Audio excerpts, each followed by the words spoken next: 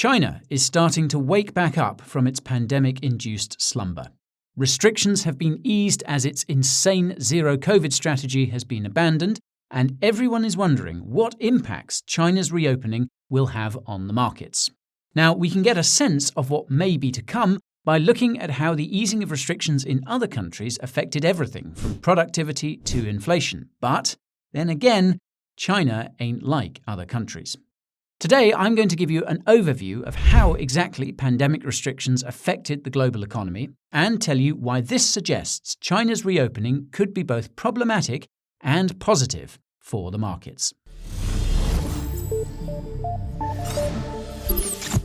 It's believed that the illness behind the pandemic emerged sometime in late 2019. The exact date depends on your source. The official narrative is that the illness was first detected in Wuhan, China in December 2019 and was transmitted to basically everyone on the planet in the months that followed. However, subsequent reports have found that it's possible, if not probable, that the illness had already found its way into every country by the end of 2019. This is because of the Military World Games that were held in Wuhan in October 2019. Many athletes reportedly arrived home very unwell after the event.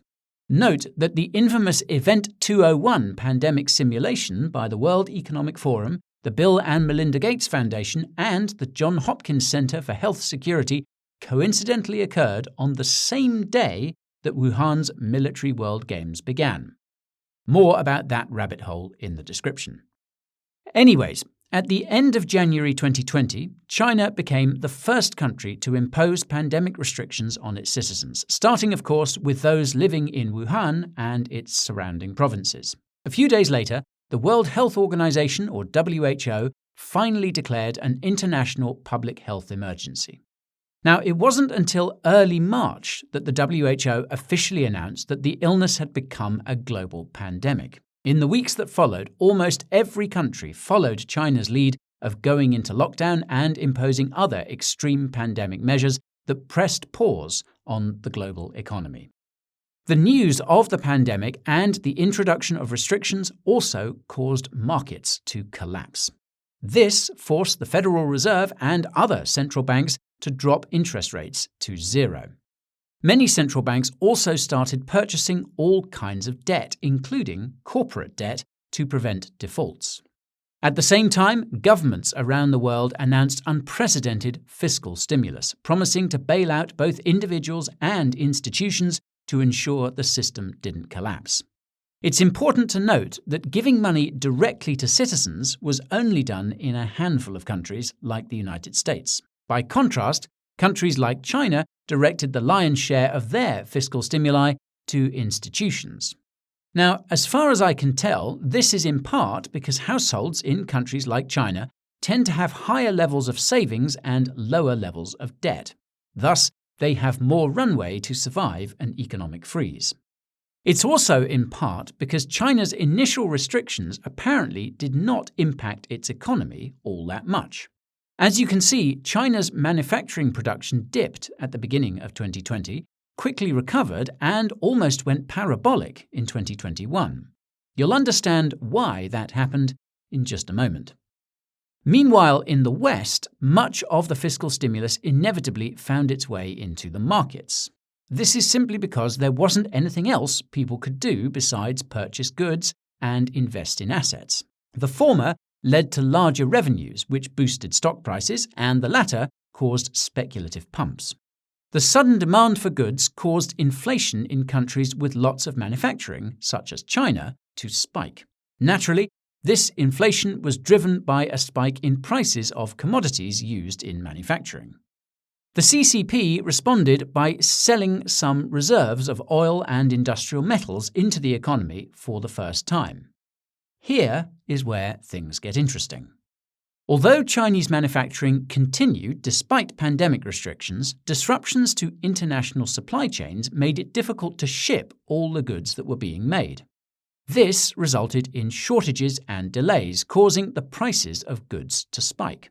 Lo and behold, the spike in the price of goods caused by the sudden demand for them, coupled with the disruptions to supply chains, eventually started causing inflation in consuming countries like the United States. At the time, the Fed was convinced that inflation was transitory. More about that in a moment. Now, the shortages and delays, combined with the more aggressive pandemic restrictions in 2021, meant that there were even fewer places where people could spend their money. I would go as far as to say that this was the primary cause of the epic rally in the crypto market and in the stock market that year. By early 2022, it was abundantly clear to everyone that the pandemic restrictions weren't working to flatten the curve or slow the spread or whatever the goal was at that time. The people in power were effectively forced to give up their totalitarian ambitions, and countries started reopening. Unfortunately for Chinese citizens, however, the CCP tripled down on its pandemic restrictions in early 2022. It's this third wave of restrictions that hit Chinese manufacturing the hardest. This is evidenced by the second dip in manufacturing production in early 2022 that wasn't seen in most other countries. The worst part is that China's economy was already in trouble because of a collapse in the country's property sector in late 2021. If you watched our video about Evergrande, you'll know that most Chinese citizens hold their wealth in real estate, and there were widespread protests because of the property crisis. A collapse in wealth combined with new lockdowns was therefore a double whammy for the Chinese. It was a triple whammy if you include the fact that they could see the rest of the world reopening and returning to normal from inside their pandemic prison cells created by the CCP's digital ID passports. By mid-2022, most investors had sold what was left of their 2021 crypto and stock market gains, hence the massive crash in both markets. The initial cause of the selling was a sudden rise in interest rates around the world, which made it harder to borrow money and made existing debts more expensive. Given that it was the first normal summer in over 2 years, most of the money people had left was spent on services which could be fully enjoyed thanks to all the extra holiday days. In practice, this caused a paradigm shift in spending from goods and assets into services of all kinds and colours. This shift in spending was terrible news for retailers who sell goods, and that's for 2 reasons. The first reason is obvious: fewer people buying their goods. The second reason is less obvious, and that's that they had ordered extra goods because they expected consumption to continue. The result was record high levels of inventories for retailers in the United States and elsewhere. Some of you might remember all the headlines about the big box stores like Walmart allowing customers to keep items they had returned. Retailers literally didn't have the space to store all the extra stock. This sudden spike in supply is something called the bullwhip effect, and it's something that famous 2008 trader Michael Burry had predicted would happen months before. Logically, the high supply of goods and low demand for goods in the US was another blow to China's manufacturer-driven economy. It also paradoxically put more pressure on the Fed and other central banks to raise interest rates even further. That's because the shift in spending from goods and assets to services caused inflation in services to explode the same way that inflation in goods did shortly after the pandemic began. The Fed had initially thought that goods inflation would come down along with general inflation, which is why Jerome insisted inflation was transitory. What the Fed didn't expect was that services inflation would spike, nor that this spike would be exacerbated by commodity price spikes because of the Ukraine war. Now, the difference between goods and services inflation is that providing more services means hiring more people, but the pandemic restrictions pushed millions in the United States into retirement. This has caused a labour shortage in the services sector, which is keeping unemployment low and wages high. The Fed and other central banks have taken this low unemployment as a sign that the economy is fine, and they've taken the wage pressure in the services sector as a sign that inflation could come back. Both signals have pushed them to raise interest rates higher, and this is starting to hurt the global economy. Luckily for China, its government isn't anywhere close to defaulting on its debt. The same can't be said for other countries, though, including the United States itself. If interest rates stay high for long enough, we could start to see a series of serious government defaults. More about that in the description. Now, while inflation in the United States and elsewhere is starting to come down, inflation in China has been in a steady uptrend since early 2020. This appears to be due to a combination of progressively lower interest rates and all the extra pandemic stimulus due to all the additional lockdowns.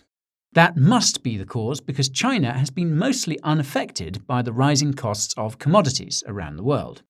Now, this is in part because China has been buying lots of cheap oil, gas, and coal from Russia since the war in Ukraine began.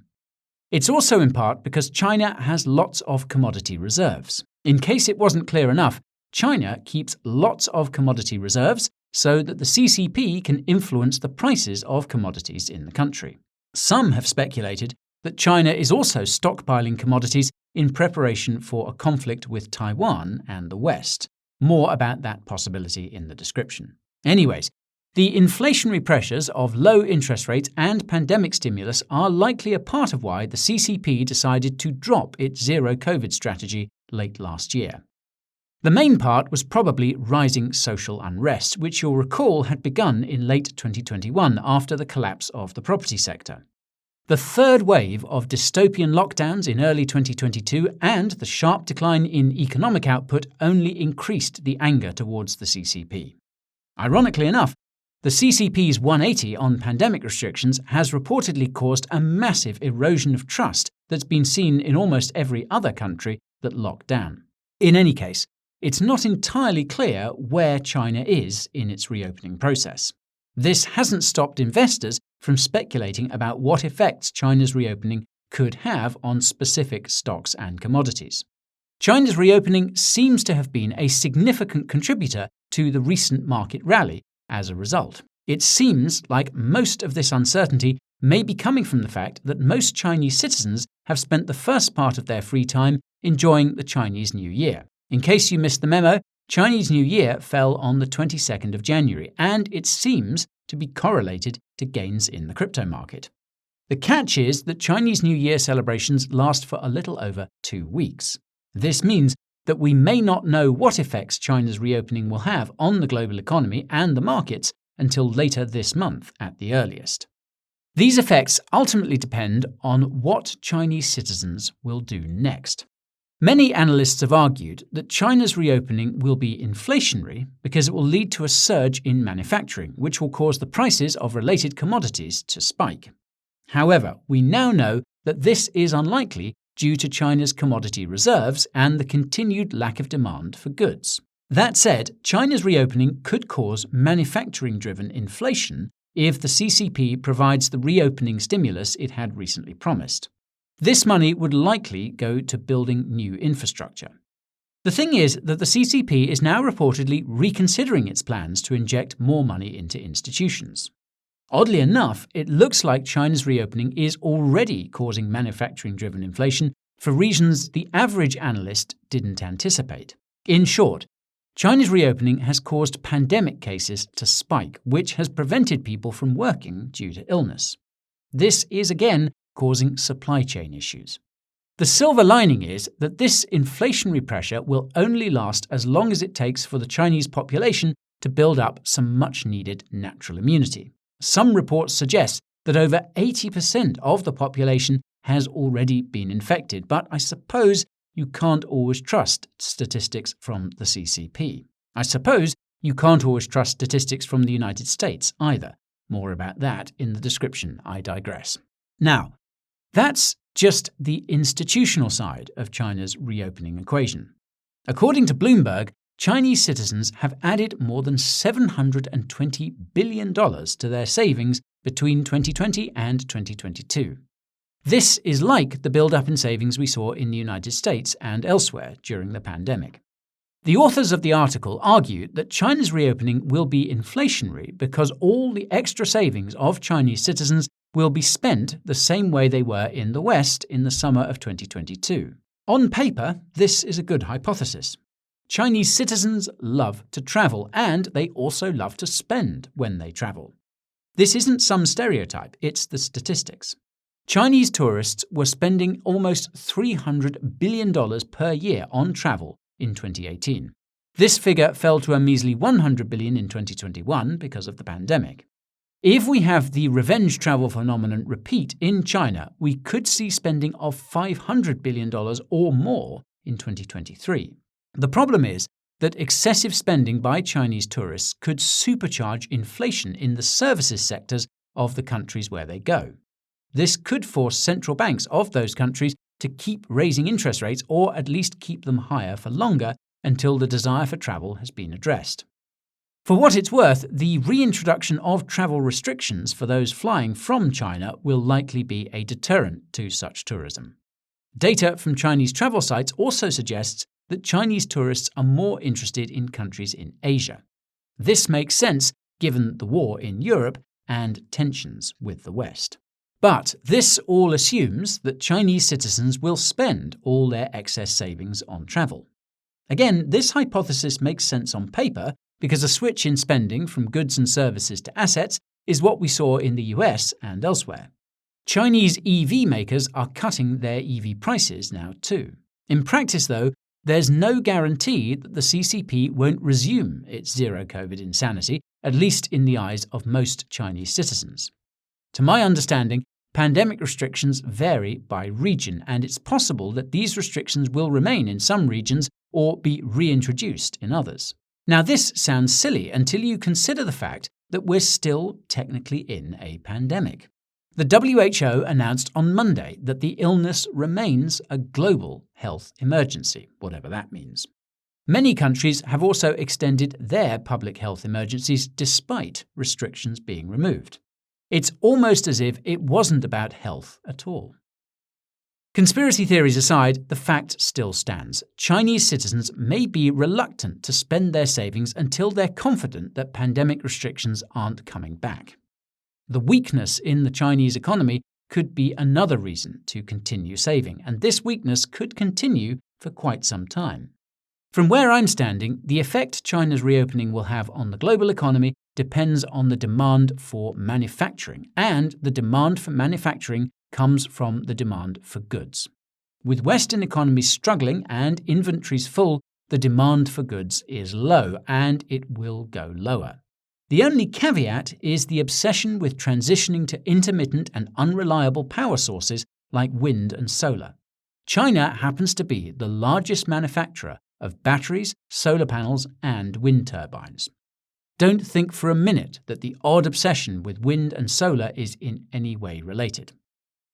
In all seriousness, the reckless spending on suboptimal renewable energy sources could be the manufacturing catalyst that causes China's economy to grow.